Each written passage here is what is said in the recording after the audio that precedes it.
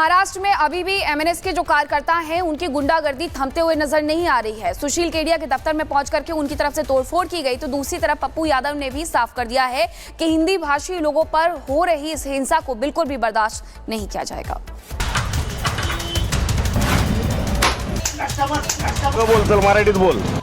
महाराष्ट्र में मराठी अस्मिता की आड़ लेकर हिंदी और मराठी भाषा बोलने वालों को आपस में लड़ाया जा रहा है। व्यापारी, दुकानदार, छोटे मजदूर सहित हर तबके को मराठी भाषा बोलने के लिए डराया धमकाया जा रहा है। लेकिन क्या ये सही है? अगर कोई शख्स मराठी भाषा ना सीखने की बात करता है तो उसके साथ मारपीट और तोड़फोड़ की जा रही है। मराठी भाषा को लेकर हो रही गुंडागर्दी का वीडियो बनाकर दहशत फैलाई जा रही है। मुंबई के व्यापारी सुशील केडिया ने मराठी भाषा को लेकर की जा रही जोर जबरदस्ती की खिलाफत की। इस दौरान उन्होंने सोशल मीडिया पर पोस्ट कर राज ठाकरे को चुनौती दी, लेकिन उसके बाद से ही सुशील केडिया को धमकी दी जाने लगी। उनके ऑफिस में तोड़फोड़ की गई। एमएनएस के कार्यकर्ताओं ने उनके शोरूम पर नारियल फेंके, लेकिन इन आरोपियों के खिलाफ कोई कार्रवाई नहीं हुई। बिजनेसमैन सुशील केडिया के ऑफिस के बाहर मनसे के कार्यकर्ताओं ने पत्थर फेंका है, नारियल फेंका है। मैं तस्वीरें दिखा रहा हूँ कि यही ऑफिस है और यहाँ पे मुंबई पुलिस की टीम पहुँची हुई है। सामने देखिए ये गेट है, यहाँ पे देखिए नारियल के जो छिलके हैं यहाँ पड़े हुए हैं और यहाँ पर 2 घंटा पहले आए थे मनसे कार्यकर्ता और यहाँ पर पत्थर और नारियल फेंक के जा चुके हैं। सुशील केडिया ने ट्विटर पे ट्वीट किया था, कहा था कि हम 30 साल से मुंबई में रहते हैं, हिंदी, इंग्लिश, गुजराती जानते हैं, लेकिन अब मराठी नहीं सीखूंगा, चाहे जितना भी राज ठाकरे की पार्टी मन से दबाव डाल ले। मुंबई में एमएनएस की खुलेआम गुंडागर्दी के आगे सुशील केडिया ज्यादातर टिक नहीं पाए। अपने सोशल मीडिया पोस्ट के बाद हो रहे उपद्रव की वजह से उन्होंने माफी मांगी। जब अपने ही अपनों का दम घुटा देते हैं तो गलतियां चारों तरफ होने लगती है।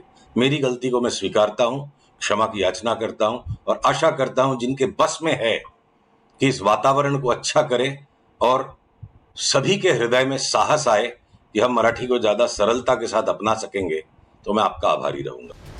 महाराष्ट्र में हिंदी भाषियों के साथ हो रही मारपीट पर पप्पू यादव ने सवाल उठाया। पप्पू यादव ने राज ठाकरे और उनकी पार्टी को मुंबई में घुसकर सबक सिखाने की चुनौती दी है। हिंदी भाषी लोगों पर, बिहारी और यूपी के, झारखंड के लोगों पर हमला हो गया। मैं मराठी का सम्मान करूंगा। उद्धव ठाकरे सुन ले, तेरी गुंडई और हैंकरी निकाल दूं। महाराष्ट्र में जिस तरह से भाषा के नाम पर फूट डालने की कोशिश की जा रही है, गैर मराठियों के साथ मारपीट की जा रही है, उससे एक बात तो साफ है कि ठाकरे ब्रदर्स को हर हाल में अपनी खोई हुई सियासी जमीन वापस चाहिए। अब देखना ये है कि महाराष्ट्र में मराठी अस्मिता ठाकरे ब्रदर्स की सत्ता में वापसी करा पाती है या फिर भाषा विवाद ठाकरे बंधुओं पर उल्टा पड़ता है। Bureau report, Republic Bharat. Maharashtra में अभी भी एमएनएस के जो कार्यकर्ता हैं उनकी गुंडागर्दी थमते हुए नजर नहीं आ रही है। सुशील केडिया के दफ्तर में पहुंच करके उनकी तरफ से तोड़फोड़ की गई, तो दूसरी तरफ पप्पू यादव ने भी साफ कर दिया है कि हिंदी भाषी लोगों पर हो रही इस हिंसा को बिल्कुल भी बर्दाश्त नहीं किया जाएगा।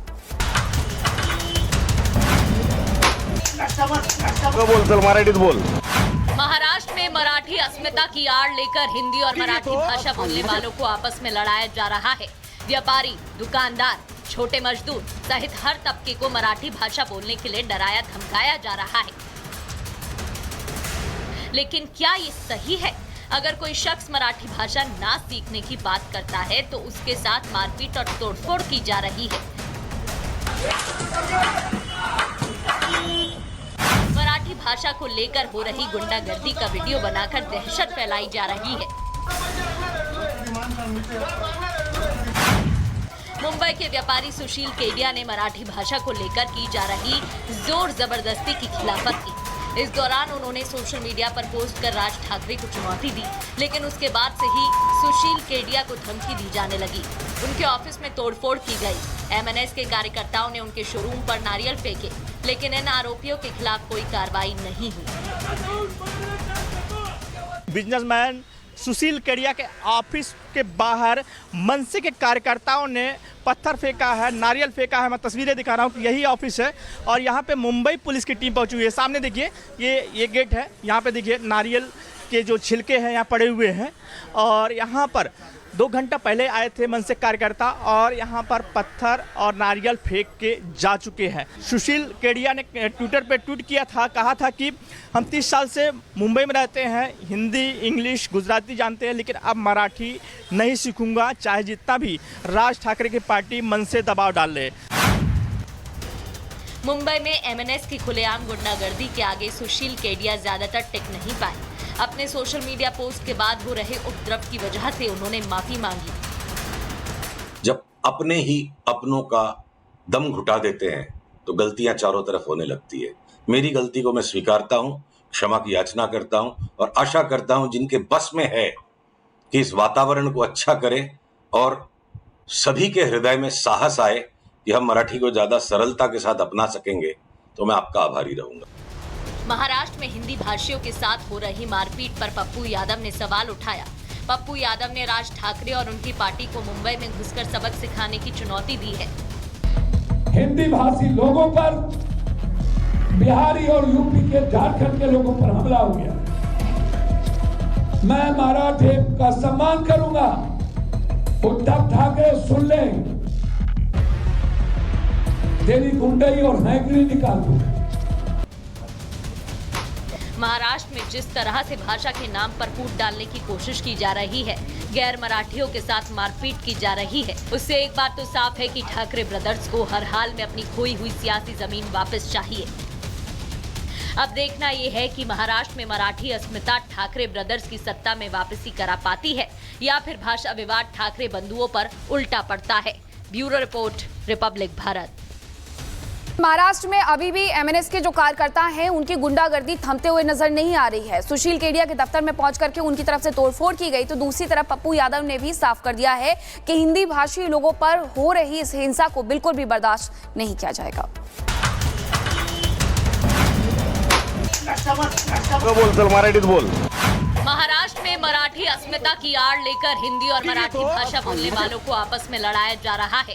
व्यापारी, दुकानदार, छोटे मजदूर सहित हर तबके को मराठी भाषा बोलने के लिए डराया धमकाया जा रहा है। लेकिन क्या ये सही है? अगर कोई शख्स मराठी भाषा ना सीखने की बात करता है तो उसके साथ मारपीट और तोड़फोड़ की जा रही है। मराठी भाषा को लेकर हो रही गुंडागर्दी का वीडियो बनाकर दहशत फैलाई जा रही है। मुंबई के व्यापारी सुशील केडिया ने मराठी भाषा को लेकर की जा रही जोर जबरदस्ती की खिलाफत की। इस दौरान उन्होंने सोशल मीडिया पर पोस्ट कर राज ठाकरे को चुनौती दी, लेकिन उसके बाद से ही सुशील केडिया को धमकी दी जाने लगी।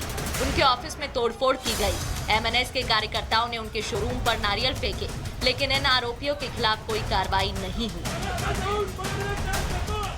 बिजनेसमैन सुशील केडिया के ऑफिस के बाहर मनसे के कार्यकर्ताओं ने पत्थर फेंका है, नारियल फेंका है। मैं तस्वीरें दिखा रहा हूँ कि यही ऑफिस है और यहाँ पे मुंबई पुलिस की टीम पहुँची हुई है। सामने देखिए ये गेट है, यहाँ पे देखिए नारियल के जो छिलके हैं यहाँ पड़े हुए हैं और यहाँ पर 2 घंटा पहले आए थे मनसे कार्यकर्ता और यहाँ पर पत्थर और नारियल फेंक के जा चुके हैं। सुशील केडिया ने ट्विटर पे ट्वीट किया था, कहा था कि हम 30 साल से मुंबई में रहते हैं, हिंदी, इंग्लिश, गुजराती जानते हैं, लेकिन अब मराठी नहीं सीखूंगा, चाहे जितना भी राज ठाकरे की पार्टी मन से दबाव डाल ले।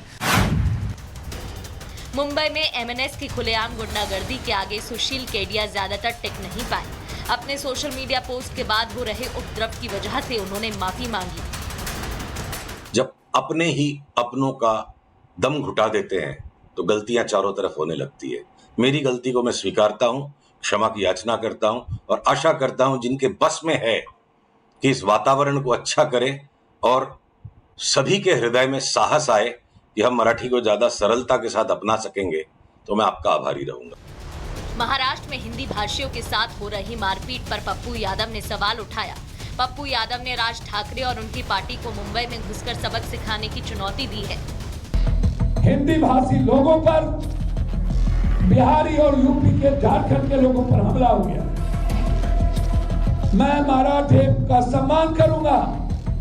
उद्धव ठाकरे सुन ले, तेरी गुंडई और हैकरी निकाल दूं। महाराष्ट्र में जिस तरह से भाषा के नाम पर फूट डालने की कोशिश की जा रही है, गैर मराठियों के साथ मारपीट की जा रही है, उससे एक बात तो साफ है कि ठाकरे ब्रदर्स को हर हाल में अपनी खोई हुई सियासी जमीन वापस चाहिए। अब देखना ये है कि महाराष्ट्र में मराठी अस्मिता ठाकरे ब्रदर्स की सत्ता में वापसी करा पाती है या फिर भाषा विवाद ठाकरे बंधुओं पर उल्टा पड़ता है। Bureau report, Republic Bharat.